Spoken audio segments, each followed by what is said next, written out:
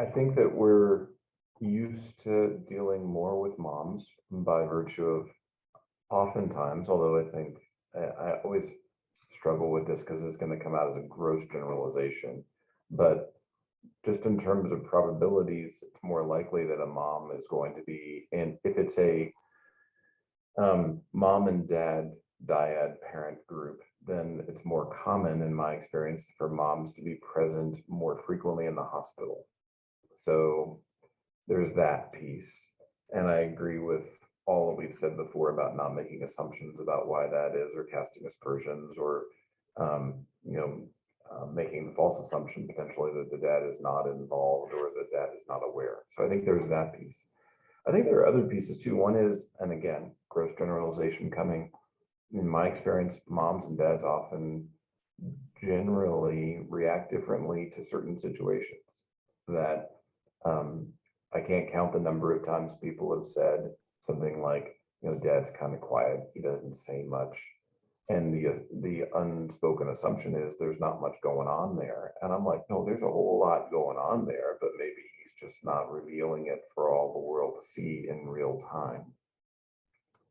Another piece too is that there's a lot of work that's been done in our field about what it means to be a good parent, and asking parents, what does it mean for you to be a good parent? And generally speaking, again, another generalization, there are two big groups of thought about this. One is being a good parent is making good medical decisions on behalf of my child. And the other is being a good parent is making sure my child feels loved. Now, those are not mutually exclusive. It's not either or, there's some balance there.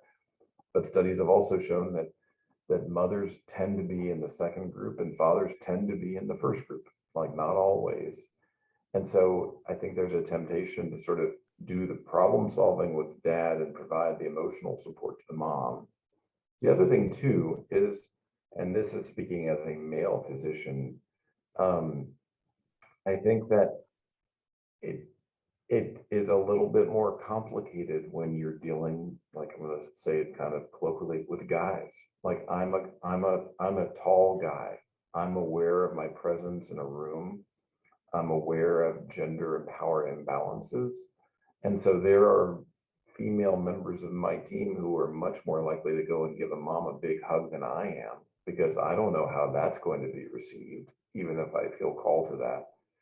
And I think that it can be harder to know what to do with dads. Like, what does this person need? Do they need answers? Do they need a hug? Do they need time? Do they need someone just to give them a place of silence to honor what's going on with their family? I just think that adds a whole new wrinkle and complexity that sometimes it's harder to understand what to do with it. If I could, even building upon that, I agree with everything Bob said. The issue of advocacy as a father is just one component of a larger issue, that in society we still paint men into a corner of being non-emotional, non-feeling. You're not allowed to, it's not safe.